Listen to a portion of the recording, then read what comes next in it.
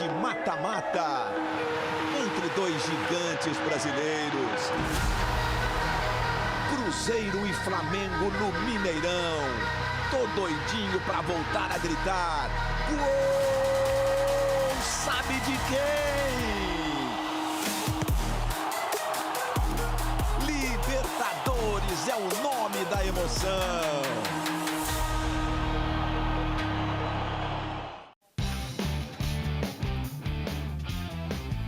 Oi, oi, gente, muito boa tarde. Tá começando o Globo Esporte diretamente do Mineirão, em Belo Horizonte. Estamos aqui porque às 9h30 da noite a bola rola para Cruzeiro e Flamengo, oitavas de final da Libertadores, que vocês vão assistir ao vivo aqui na Globo, às 9h30, depois de Quem Ama Cuida. Eu sou Duda Dal Ponte, estou aqui ao lado de Eric Faria e hoje ele vai me acompanhar no Globo Esporte para a gente falar muito desse jogão Cruzeiro e Flamengo. Primeiro, Eric, o que esperar? Muito boa tarde para você. Prazer, Duda, boa tarde Globo Esporte, esperando um grande jogo, talvez o grande jogo do ano até aqui no futebol brasileiro. Flamengo e Cruzeiro têm duas das três melhores equipes do nosso futebol, ao lado do Palmeiras. Acho que quem passar nesse confronto tem grande chance de estar na final em Montevidéu e conquistar um título, mais um para o futebol brasileiro. A gente vai ter uma grande atmosfera aqui, 60 mil torcedores. O torcedor do Cruzeiro está muito empolgado com essa retomada da temporada. O torcedor do Flamengo andou meio preocupado, mas acho que o jogo de domingo contra o Vitória já deixou um saborzinho de que as coisas podem entrar nos eixos novamente. Então, a gente vai ter uma grande noite de futebol e com a presença ilustre do Luiz Roberto, né? É isso, Luiz Roberto que tá com saudade, a gente também tá. Vão ser 60 mil pessoas aqui no Maracanã, 3 mil rubro-negros, vai ser uma ótima atmosfera aqui, mas a decisão é quarta-feira no Maracanã, né? Agora vamos começar a rodar a nossa reportagem, vamos começar a colher algumas informações para essa partida. Edson Viana tá acompanhando desde cedo o Flamengo, essa preparação para a partida. Tudo bem, Edson? Muito boa tarde para você.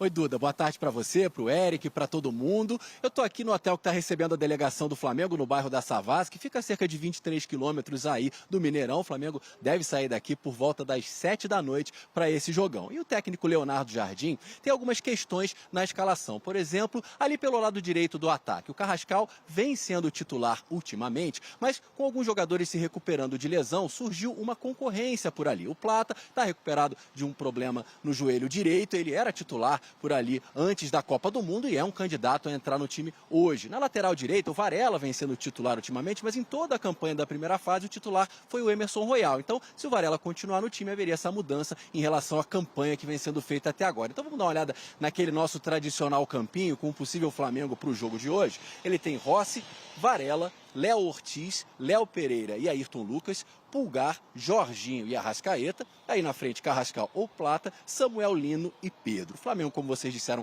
vem numa boa fase, é invicto nos últimos 6 jogos, contando todas as competições, são 4 vitórias. E por mais que se espere um jogo muito equilibrado, logo mais, nos últimos 10 anos, a supremacia do Flamengo nesse confronto vem sendo muito grande. São 20 jogos nesse período, com 13 vitórias do Flamengo e apenas 2 derrotas. Então, isso tudo aumenta a confiança da torcida, que hoje vai ver o Flamengo fazer o jogo de número 200 na Libertadores, nessa busca aí pelo pentacampeonato. Duda, eu volto com você. Valeu, Edson. Bom, Eric, o Edson nos mostrou ali uma dúvida, né, entre Carrascal e Plata. Você começaria com quem?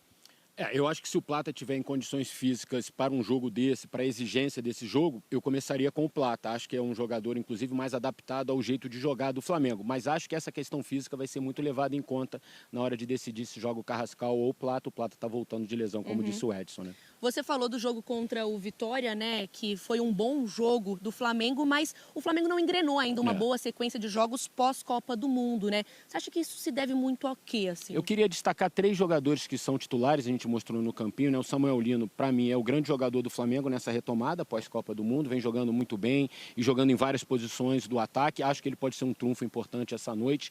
O Flamengo precisa muito que o Jorginho volte a jogar aquele grande futebol. Acho que o Jorginho está devendo ainda nessa fase pós-Copa do Mundo. Ainda não conseguiu ser aquele Jorginho de sempre, maestro do meio de campo, condutor de todas as jogadas. E nesse jogo especificamente contra o Vitória, eu acho que a volta do Léo Ortiz subiu muito o nível do time. O Léo Ortiz é um jogador com passe muito qualificado, ajuda muito na saída de bola, inclusive melhora o desempenho dos jogadores de meio de campo, como o próprio Pulgar e o Jorginho. Então acho que a presença do Léo Ortiz ao lado do Léo Pereira elevam muito o nível do time.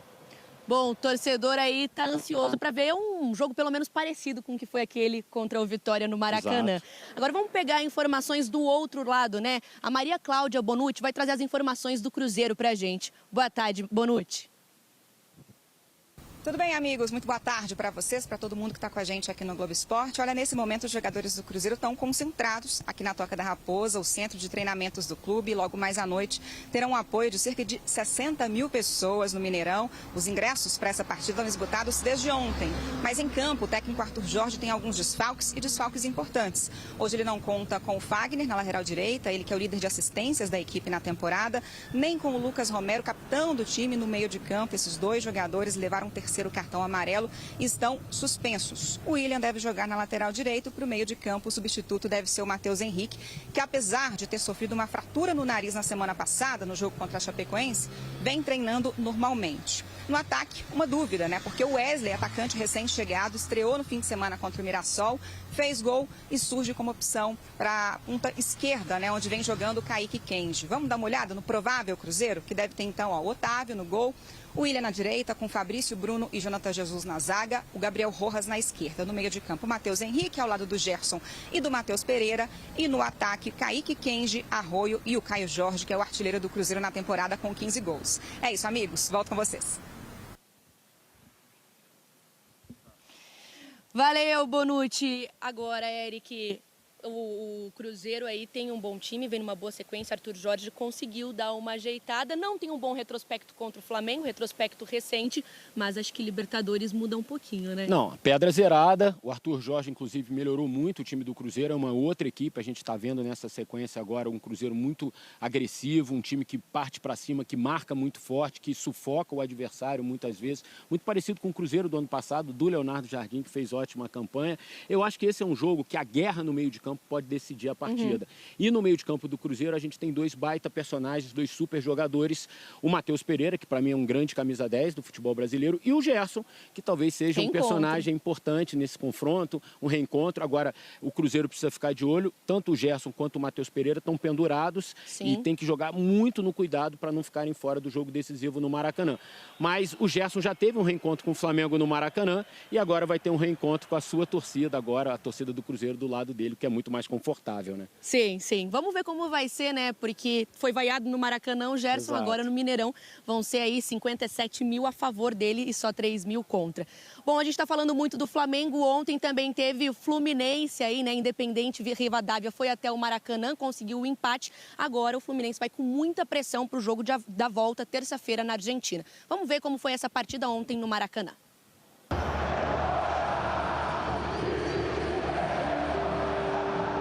A forma de cobrar, às vezes, é um pouco excessiva, até porque não tem nenhum sem vergonha aqui, nenhum vagabundo, todo mundo trabalha pra caramba.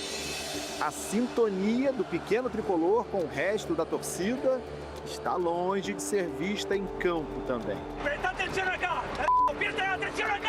Estamos em um momento malo. Estamos em um momento ruim a nível de resultado, a nível de jogo. Cara, é difícil o momento que a gente está passando, de não conseguir a vitória. Hoje a gente estava mais próximo de perder do que de ganhar o jogo.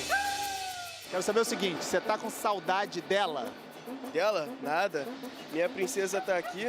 Não, mas não é ela não, cara. É da Vitória. Da Vitória? Faz tempo que esse não ganha. Pra tu ver que eu nem lembro, né? Faz tempo mesmo. Já te esqueci. Tá com saudade dela? Tô nada, tá aqui comigo? Não, mas não é ela que eu tô perguntando, não. Da Vitória, cara. Muita coisa, muita coisa. Antes da Copa do Mundo, né? Você foi? É, agora qual jogo eu não lembro, não. Agora, 27 de maio, Libertadores.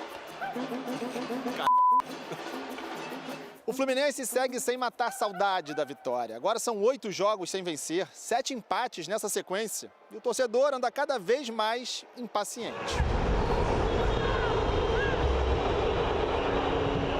Eu acho que a torcida tem total direito de fazer o que eles acham que tem que fazer. Os mais de 31 mil torcedores que foram ao Maracanã viram um futebol pobre. As mudanças que o técnico Luiz Ubeldia fez no time tiveram pouco efeito na prática. Dos jogadores que viraram titulares, Soteldo foi um que apareceu bem. Saiu de uma jogada do venezuelano, uma das poucas chances tricolores de fazer um gol. Mas Hulk pegou mal na hora de finalizar. Aliás, o atacante ainda não fez o que se espera dele. Ouviu vaias quando foi substituído no início do segundo tempo. Cara, não é o primeiro jogo que eu saio vaiado, isso é natural. O torcedor quer ver resultado, o torcedor quer ver gols. As melhores chances do jogo foram do Rivadavia. Bonifácio ficou cara a cara com o Fábio, mas o goleiro salvou o Fluminense. Matias Fernandes ainda acertou a trave.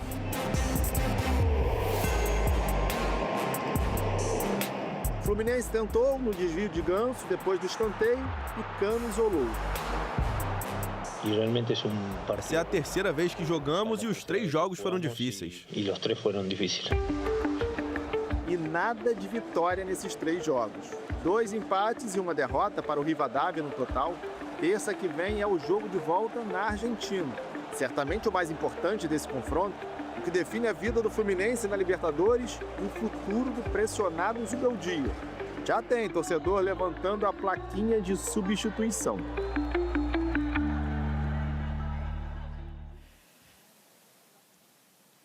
É pressão total na terça-feira, Eric. O Fluminense precisa arrumar a casa muito rápido. É o jogo do ano para o Fluminense na terça-feira e o Fluminense tem que resolver 3 questões. Encontrar uma formação, um time, porque não tem, voltar a vencer e principalmente voltar a jogar bem. Então, paradinha rápida aqui no Globo Esporte. Na volta, a gente vai falar de Botafogo e Vasco, que jogam amanhã pela Sul-Americana. E mais desse jogão hoje ao vivo na Globo, Cruzeiro e Flamengo aqui direto do Mineirão. Eu te espero. Volta direto aqui do Mineirão, o palco da partida de hoje entre Cruzeiro e Flamengo. Eu e Eric estamos aqui, ó, perto desse gol, porque você lembra de alguma coisa aqui nesse gol, Eric? No confronto de 2018, né, o Flamengo venceu aqui, gol do Léo Duarte, zagueiro, mas não levou, né? É isso, oitavas de final, foi a única vez que Cruzeiro e Flamengo se encontraram na Libertadores e o Flamengo acabou sendo eliminado, né? No primeiro jogo, lá no Maracanã, foi 2-0 pro Cruzeiro e gol do Arrascaeta, que agora tá do outro lado. Não foi só o gol do Arrascaeta, o Arrascaeta mandou no jogo, naquela noite no Maracanã, foi disparado uma grande atuação do Arrascaeta, uma das grandes atuações que ele teve com a camisa do Cruzeiro também, e o Cruzeiro fez 2-0, um gol do Arrascaeta, um gol do Thiago Neves e trouxe a vantagem aqui para Minas, uma vantagem muito confortável. O Flamengo aqui até fez um bom jogo, mas não conseguiu inverter a vantagem e o Cruzeiro avançou na Libertadores. O Paquetá estava no Flamengo nessa época, ainda era um jovem, agora anos depois volta mais experiente, mais consagrado. Para o Paquetá também vai ser um reencontro interessante, né? Sim, depois de 8 anos o Paquetá volta a disputar um mata-mata da Libertadores, agora com a possibilidade de levar o título que ele não conseguiu em 2018. E tem um dado interessante, porque o Paquetá não jogou o jogo de ida no Maracanã, ele estava suspenso por cartão amarelo na primeira fase, não pôde jogar esse jogo de ida e fez muita falta na partida no Maracanã. Vamos dar uma pausinha em Libertadores, vamos falar de Sul-Americana, porque amanhã o Vasco recebe o Olímpia em São Januário pelas oitavas de final. A Ana Flávia Nunes vai conversar ao vivo com a gente, direto de São Januário. Tudo bem, Ana? Ei, Duda, Eric, boa tarde para vocês, boa tarde a todos. Para esse jogo de amanhã, o atacante Brenner vai desfalcar o Vasco, tá? Ele que se machucou no jogo contra o Bahia, fez exames que indicaram uma lesão no pé esquerdo. Não houve fratura, mas é uma lesão que deve deixar o Brenner afastado dos jogos por pelo menos 3 semanas. Com isso, as opções para a vaga dele ficam ali com Spinelli ou também com o David. E ontem o Vasco anunciou oficialmente a contratação do atacante argentino Colídio, que veio do River Plate da Argentina. O jogador de 26 anos assinou o contrato com o Vasco até o fim de 2029. Mas o Colídio não pode jogar amanhã contra o Paraguai porque a documentação dele não chegou a tempo de fazer a inscrição do jogador na Conmebol. Esse prazo acabou na segunda-feira. E agora a torcida fica na expectativa para o anúncio oficial de um outro reforço, o volante Santiago Sosa, que estava no Racing da Argentina. O jogador chegou ao Rio de Janeiro na segunda-feira para fazer exames médicos e agora está só aguardando a regularização dos documentos para ser anunciado. Duda. O Vasco aí nessa expectativa de ter os reforços logo, logo. Bom, o Vasco joga amanhã pela Sul-Americana, o Botafogo também fora de casa, vai enfrentar o Cienciano do Peru em Cusco. E quem tem as informações pra gente, a repórter Lívia Laranjeira, que está lá no centro de treinamento do Fogão. Tudo bem, Lívia? Tudo bem, Duda, Eric, um abraço para todo mundo que está com a gente. O Botafogo já encerrou a preparação para esse jogo contra o Cienciano. Viaja ainda hoje para o Peru, inclusive o ônibus que vai levar a delegação já está aqui no Espaço Lonier. O elenco dorme essa noite em Lima, capital peruana, e só amanhã segue para Cusco, que fica a 3.400 metros acima do nível do mar. A ideia é minimizar os efeitos da altitude chegando perto da hora do jogo. O Botafogo fez a melhor campanha da fase de grupos da Sul-Americana, mas o técnico Franklin Carvalho minimizou o favoritismo, diz que agora é uma nova vida. E nessa nova vida, o grande desafio dele é encontrar a formação ideal do Botafogo. Em 20 jogos até aqui, o Franklin já mandou a campo 19 escalações diferentes. Mesmo assim, tem um aproveitamento positivo, com 10 vitórias, 7 empates e só 3 derrotas. Ainda não perdeu desde a retomada pós-Copa. Vamos ver se consegue manter esse bom retrospecto também na altitude, Duda. É isso, Lívia, vai ter que subir o morro, né, o Botafogo. Bom, ontem já teve brasileiro em campo pela Sul-Americana. Subindo o morro também, né? Subindo o morro também, em La Paz, na Bolívia. E quem fez o primeiro gol aí do São Paulo foi o Arboleda. A gente vai ver aí, depois de uma jogada, ele sobe mais alto que todo mundo, faz 1-0 para o São Paulo, ainda no primeiro tempo. Bom resultado, só que aí, no segundo tempo, o Bolívar conseguiu empatar. O Melgar, de fora da área, fazer esse chutaço, terminou 1-1. Mas agora seguindo, São Paulo... seguiu sendo um bom resultado. São Paulo agora decide ir em casa, no Morumbi, jogo importante, né? Bom, a gente está falando dos times paulistas, tem a questão aí do Memphis Depay com o Corinthians, porque ontem o clube paulista emitiu uma nota dizendo que não vai renovar com o Memphis pela questão financeira. A nota diz, diante das obrigações financeiras atuais e futuras do Corinthians, ficou claro que assumir um novo compromisso dessa magnitude não seria compatível neste momento com o equilíbrio financeiro que precisamos preservar para garantir a sustentabilidade da instituição. E o Memphis deu uma resposta, se pronunciou nas redes sociais e se mostrou muito decepcionado. Ele disse, muito decepcionado em ler que o Corinthians decidiu não honrar nosso acordo em vigor para estender o meu contrato por mais 2 anos. Essa renovação foi explicitamente acordada pelo presidente, assim como pelo departamento esportivo, jurídico e financeiro. Ele disse também que não queria, mas agora foi forçado a reagir com firmeza para preservar os interesses dele. Essa novela ainda vai longe, viu? Agora... A gente falar 3 baita confrontos e os jogos não são nada demais. Mas é legal, né, Mauro?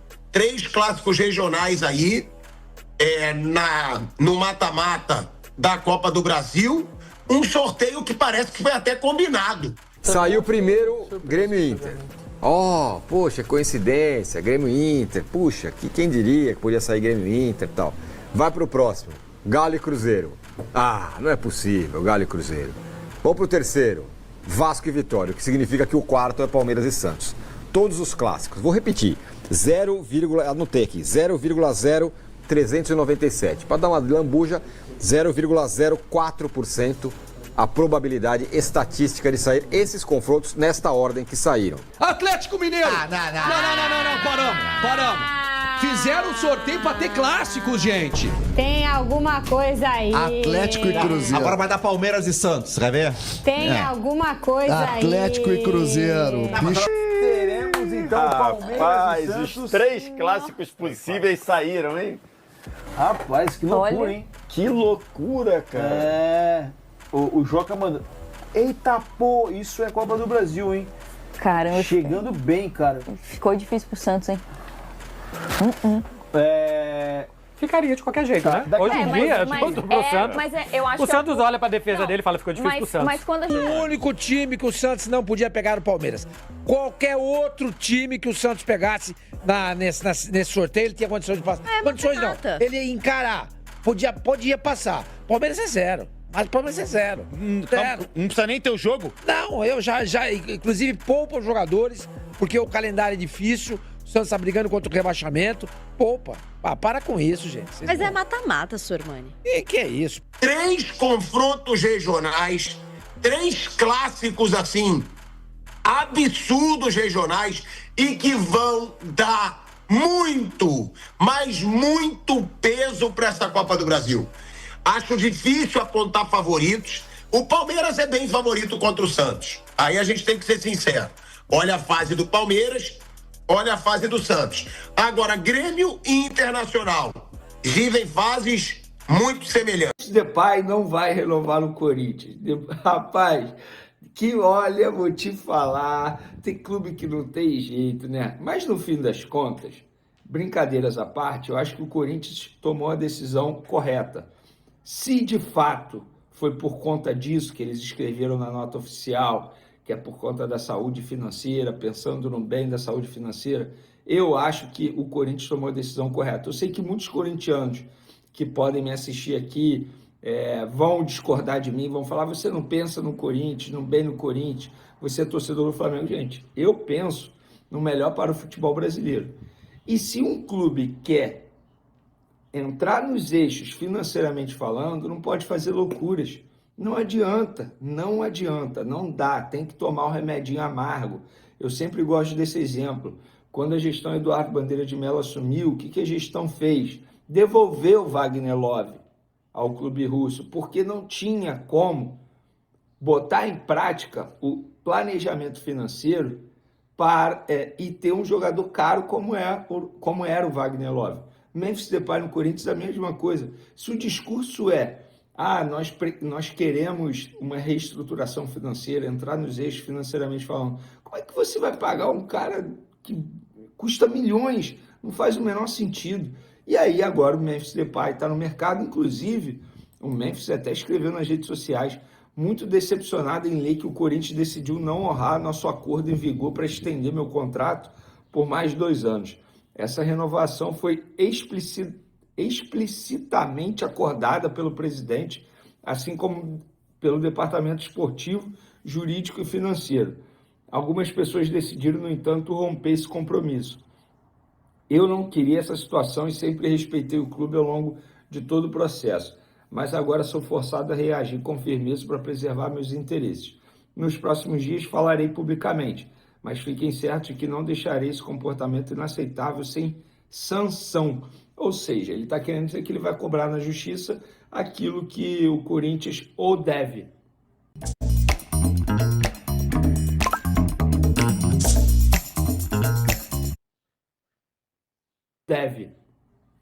Basicamente, o que o Corinthians ia fazer? O Corinthians tem uma grande dívida com o Memphis Depay. Foi exatamente o que o Flamengo fez com o Petkovic em 2009. A gente bota aqui um contrato com você e, enfim, a gente vai pagando desse jeito aqui, um bem bolado ali. Só que o Corinthians voltou atrás, desistiu e agora o Memphis Depay promete a justiça. Com o Memphis Depay livre no mercado, estou vendo um grande movimento de torcedores do Flamengo pedindo a contratação do jogador. Com todo respeito, eu sou contra. Fecha o olho, José Boto. Não há necessidade de assumir um jogador tão caro como é o Memphis Depay e nem sei se ele iria agregar tanto no time do Flamengo hoje, ainda mais no estilo de jogo do técnico Leonardo Jardim. Eu sou contra e eu quero saber de vocês. Vocês são a favor mesmo do Flamengo tentar a contratação de Memphis Depay? Eu particularmente sou contra. Um jogador que pouco entrega, tem minhas dúvidas em relação à parte física, assim como o Corinthians mesmo, já tendo o jogador pediu o exame médico para poder renovar o contrato com ele, eu particularmente não sou a favor não. Galera, falando de Flamengo e Cruzeiro, pois essa quarta-feira o bicho vai pegar lá em Belo Horizonte, no Mineirão, ingressos esgotados, Flamengo com desfalques importantes, e o provável time do Flamengo tem Rossi, Varela, Léo Ortiz, Léo Pereira e Ayrton Lucas, Pulgar, Jorginho, Arrascaeta, Carrascal ou Gonzalo Plata, Samuel Lino e Pedro. Bom, eu gostaria de ver o Lucas Paquetá. Eu já falei como que eu montaria meu time aqui. Seria um 4-4-2, com o meu meio de campo Pulgar, Jorginho, Arrascaeta, Paquetá e minha dupla de ataque Samuel Lino e Pedro. Eu confesso para vocês que eu estou curioso para ver qual vai ser a postura do Flamengo com Leonardo Jardim lá no Mineirão. Se vai ser no contra-ataque, se vai tentar ter a posse de bola para, entre aspas, esfriar o estilo de jogo do Cruzeiro, mas conhecendo o Leonardo Jardim nesses 5 meses de Flamengo, eu acho que ele vai ficar no contra-ataque. Vai ter uma postura um pouco mais cautelosa e sair para o contra-ataque. Eu, particularmente, tentaria ter a posse de bola. Eu acho que o Felipe Luiz, por exemplo, faria isso. Já o Leonardo Jardim, não. E vocês, o que vocês acham em relação à postura do Flamengo lá dentro do Mineirão? Vocês acham que o Flamengo deveria ficar no contra-ataque, ter mais a bola para poder esfriar o estilo de jogo do Cruzeiro, que o técnico Arthur Jorge, eu particularmente gosto muito do trabalho dele. E a gente sabe que tem muitos ingredientes, né? Gerson do lado de lá, Flamengo cobrando na justiça 42 milhões de reais, Leonardo Jardim do lado de cá, dizendo que ia dar um tempo na carreira. É igual aquela pessoa que termina o namoro e fala assim, não, eu quero ficar sozinho durante muito tempo. Aí 2 meses depois tá lá postando foto com outra pessoa, o amor. Amigo, não tem jeito. O futebol tem dessas coisas. As coisas mudam muito rápido. E eu quero saber de vocês. O que vocês acham dessa provável escalação? Rossi, Varela, Léo Ortiz, Léo Pereira e Ayrton Lucas, Pulgar, Jorginho, Arrascaeta, Carrascal, Gonzalo Plata, Samuel Lino e Pedro. E como vocês acham que deveria ser a postura do Flamengo dentro do Mineirão? Tamo junto, galera. Hoje é dia de Libertadores, é dia de Mengão. O Flamengo entra em campo nesta quarta-feira, às 21h30, no Mineirão, em Belo Horizonte, para enfrentar o Cruzeiro pelo jogo de ida das oitavas de final da Copa Libertadores da América. E a expectativa é grande para saber qual será a formação escolhida pelo técnico Leonardo Jardim para esse primeiro duelo. A provável escalação do Flamengo vai de Rossi no gol, Varela, Léo Ortiz, Léo Pereira e Ayrton Lucas, formando a linha defensiva. No meio-campo, Jorginho e Pulgar, como de sempre, aparece como as opções para dar equilíbrio à equipe, enquanto Arrascaeta e Carrascal ficam com a missão de criar jogadas na frente. Samuel Lino aparece como uma das principais opções ofensivas, mas existe também uma grande dúvida na cabeça de Leonardo Jardim, que é Lucas Paquetá. Se bem que Pedro vai estar lá na frente, com certeza, afinal de contas, nem reserva ele tem. O meia Lucas Paquetá é um daqueles jogadores que, quando entra em campo, pode mudar completamente a dinâmica da partida. Paquetá consegue ajudar o time na posse de bola, aproxima os jogadores, dá mais qualidade à saída e à construção das jogadas ofensivas. Por isso, a expectativa é saber se Leonardo Jardim vai começar com ele entre os titulares ou guardar essa arma poderosa para o decorrer da partida. E não podemos esquecer que o Cruzeiro joga em casa, e a tendência é que a equipe mineira, empurrada pela sua torcida, procure atacar mais e tente construir uma vantagem para levar para o jogo de volta na próxima quarta-feira. A decisão será sempre no Maracanã, pois o Flamengo foi o melhor time na fase de grupos, e aí a pressão muda completamente de lado. O Flamengo precisa ter inteligência. Jogar fora de casa em uma partida da Libertadores exige equilíbrio, principalmente nos primeiros minutos, e como é importante não desesperar, controlar a posse de bola e aproveitar os espaços que certamente vão aparecer, mesmo o Cruzeiro tendo uma excelente equipe. E tem um detalhe interessante: o Flamengo costuma se sentir mais confortável contra equipes que também procuram jogar futebol. Quando o adversário sai para o jogo, sempre existem os espaços para Arrascaeta, Carrascal, Samuel Lino, Pedro e companhia trabalharem. O problema é quando o adversário recua completamente, fecha todos os espaços e coloca praticamente um ônibus estacionado aí na frente da área. Por isso, o Cruzeiro, mais ofensivo, pode até mesmo favorecer o estilo de jogo do Flamengo. E é claro que é preciso tomar cuidado, porque a qualidade do Cruzeiro, principalmente com o Matheus Pereira, é muito grande. E também qualquer erro pode ser fatal em um jogo de mata-mata. Agora é guardar a escalação oficial e ver qual será a estratégia de Leonardo Jardim. São apenas 11 jogadores em campo e o treinador terá que escolher aqueles que considera capazes de começar essa batalha da melhor maneira possível. Vamos ao jogo. Amanhã a gente vem trazendo aqui as últimas informações de tudo que rolou nessa importante partida do Flamengo pela Libertadores. Um grande abraço, saudações brasileiras. Valeu!